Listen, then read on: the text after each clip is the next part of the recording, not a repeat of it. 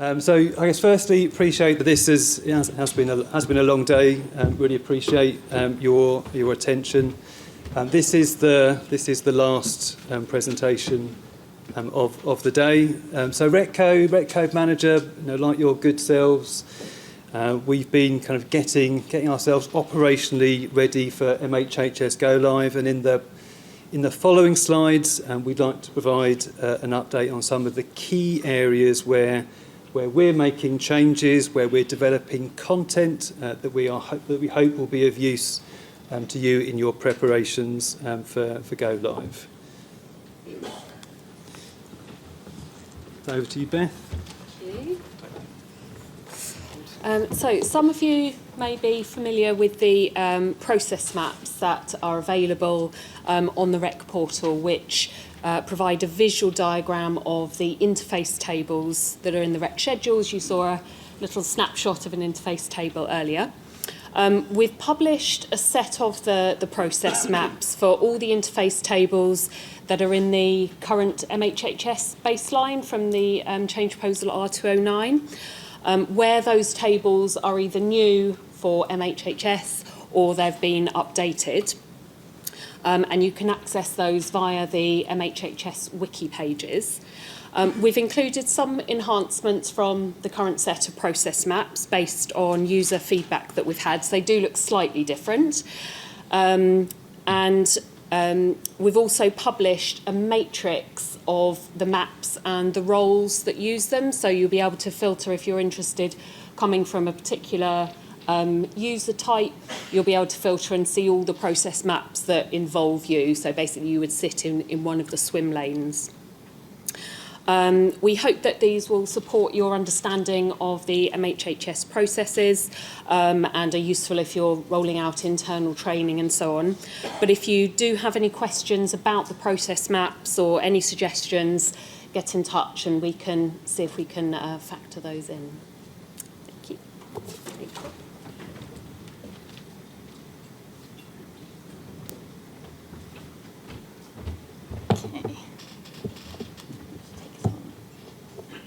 Brilliant. So next up, what we're going to do is have a review of some of the key changes for the energy market data specification. So as Andrew mentioned earlier, the data specification describes the data items and market messages used by parties to send and receive information. So it includes REC-owned items, but also messages and data items owned by BSE, DCUSA and SEC. And as of September, will also include the DIP messages. And to reflect these messages and data items appropriately, a requirement is needed for new data fields to be present to support those needing to send and receive the messages. So the data specification, as you may be aware, is provided in three formats.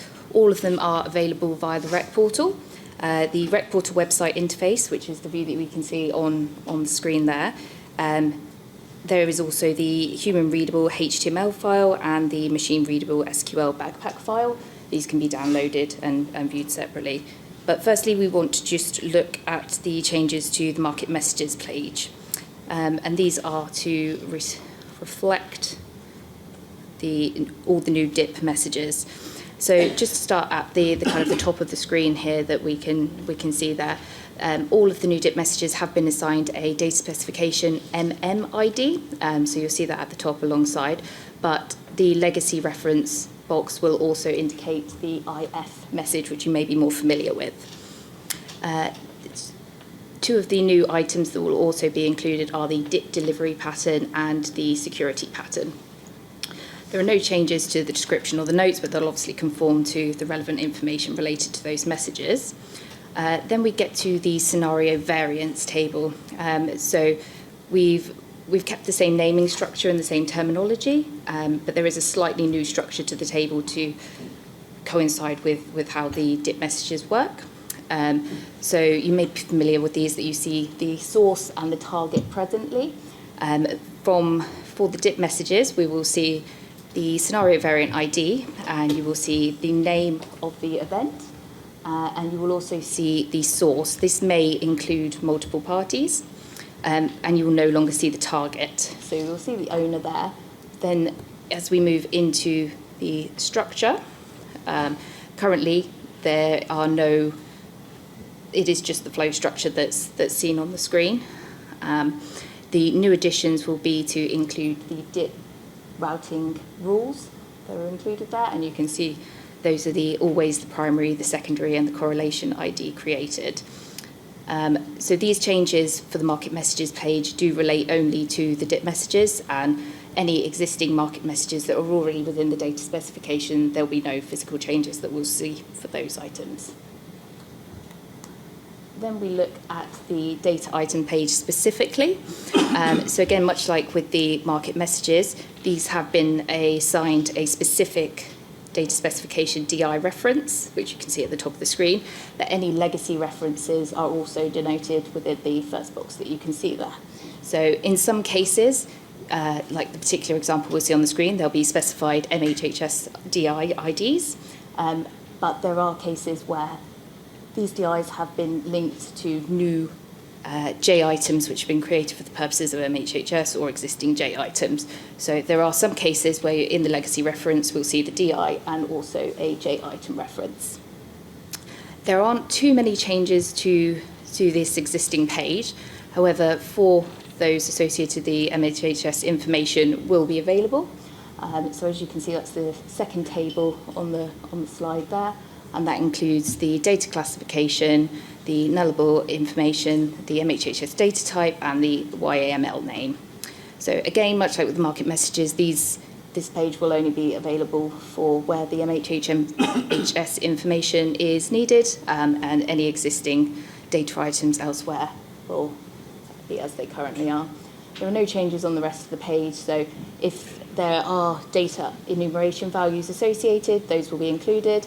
And then additionally, if there are, for all of the market messages that are associated to those messages, you can find that at the bottom of the screen, and you can then select back and forth to get where you need to go for that. I think that pulls us to the end there, Elizabeth, on those updates. Going back to you. Not for me. Okay, back to me. Thank you. Thanks very much. Right, okie doke. This slide provides information on other REC portal updates that we have made or we are making to provide information to yourselves. So firstly, to reference the MHHS hub. So on the REC portal, we have a landing page for for MHHS relevant content for the REC. So this includes wiki articles on MHHS qualification, code drafting, Cat 3 updates, etc., as well as other useful links. In addition to those wiki articles that I've just referenced, we have lots of other wiki articles on the REC portal. So we have reviewed all of those and identified that some of those need to be updated. So they'll be updated to make sure they reference like the right terminology and things like that. So we'll be working through those, updating those and letting you know when they're updated. So Erin is it's an AI tool on the portal that can answer questions about the REC arrangements. So the Erin kind of plugs into the live version of the REC. And therefore this will be updated and it will reflect the new REC MHHS code drafting when that goes live in September of this year. And lastly, we're also reviewing the forms that are on the portal. So we're reviewing things like the change in issue form, the new entrant application form, and the service desk inquiry form, just to make sure that they all still work and I've got the best information there for post MHHS. So firstly, I think we're delighted to be joined today by Jess Davis, who is the new DIP Manager Service Lead. So the DIP's clearly a really important, the DIP rules are a clearly important new code. For us, it describes the governance arrangements for the DIP, went live at the back end of last year. So because it's such an important code for us, RECCO is represented on the DIP Change and Advisory Board, and we do that to make sure that those interactions between the REC and the DIP are considered. So things like the business processes that we rely on in terms of using the DIP to exchange data, service management, change management, performance assurance, that kind of thing. RECCO is also responsible for the EES under the REC. The EES, as a service, receives information from the DIP, so it's important that we are kind of represented on that DCAB to ensure those impacts are understood. So clearly there are governance interactions between REC and the DIP rules, and we are working closely with the DIP manager to agree those new operational arrangements between us. So in particular things like change management and release management, to make sure that when there's a DIP change that we understand the impacts, and when there's a REC change that the DIP manager assesses those impacts. And we're also working on performance assurance requirements, for example, ensuring that we can get kind of reporting information from the DIP manager to support our performance assurance activity under the REC. I think we've heard about these tables quite a lot today. So hopefully you will find these useful. As I say, these set out a handy checklist for the things that you need to do for MHHS Go Live. They send out a summary of the things that you will need to do as part of your MHHS qualification. They are only the REC related activity. It's not a definitive guide. If you find stuff that you think is related to the REC and should be on there, let us know and we will update them. And I think we are proposing to put these onto the MHHS Hub shortly. Excellent. That's right. So the last slide for me, I think, summarises some additional support areas. So again, we hope you are finding today's presentation useful. We'll clip it up and make sure it gets onto the REC portal. We will be providing an MHHS code drafting pre-release webinar later this year.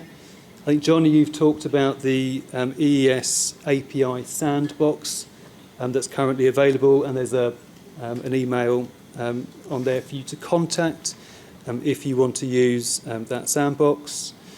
There will be a webinar on the EES covering both the portal, so the ECHOS stuff, as well as the API in Q2 of this year. If you are a REC party, REC service user, you should already know who your REC code manager, OAM, operational account manager, is. These are very helpful people. They are being upskilled so they can continue to support you with your MHHS queries. And lastly, whilst we recognise that I think there is still some work being done on the MHHS programme service management arrangements. They're not quite kind of fully defined yet, and we're working with the programme and other code bodies on this. But please do continue to contact REC Service Desk if you have any REC-related queries. Just a couple of questions. There we go. Okay. So, post M8, will any DIP file changes or amendments be managed cross-code via the CCSG like DTN changes are?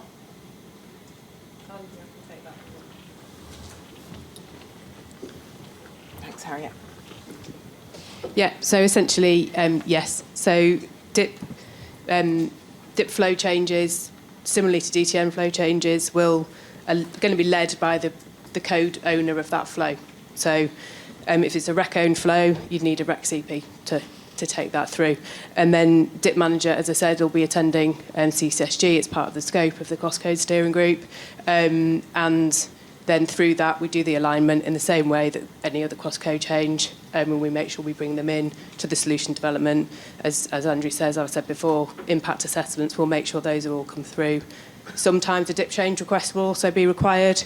We'll align and coordinate on the timing of when that needs to happen and who needs to raise it. So yeah, absolutely. The trigger point for that is right at the beginning of the process at CCSG. Great, thank you. Okay. Stay there. I can do this. Please could you provide a use links document for all associated MHHS direct or indirect artefacts? Yeah, so again, there is, if you haven't seen it already, there's an MHHS hub, as is linked in the pack, and occasionally in the MHHS bulletin we send out, it's usually got something linked in there. So that's on there, and most of the things probably that you're asking for will be in that space. Yeah, exactly. But I was just thinking, we can do in the kind of next week's MHHS bulletin, we could do a catch-all of all the latest things, because they come out at different times, so it'd be easy enough to pop that on the end. So I'll look at doing that next week. Okay, that'd be great. Thank you. Sounds like there's a lot of information. And then finally, could the EES API sandbox be made available to software vendors who aren't market participants? That's a question for Johnny. I'll take that. Thank you, Johnny. There we go. Okay, yeah, so the EAS sandbox is available to parties who can already use EAS, as the data seeded in it is a lot of operational data. If a software provider currently accesses EAS through a normal route via a supplier, etc., they can continue to do that. A supplier can provide them access keys, but it would be through an EAS user, not as themselves, if they're not currently an EAS user. Okay, and another one that's come in. Will the DIP catalogue continue to be available via the Swagger Hub, even though the catalogue is now in the REC portal? Excuse my bad pronunciation of a word I've never come across before. I think they serve slightly different purposes. I think our understanding is that the DIP Swagger will be maintained alongside and will align with the content in the EMDS.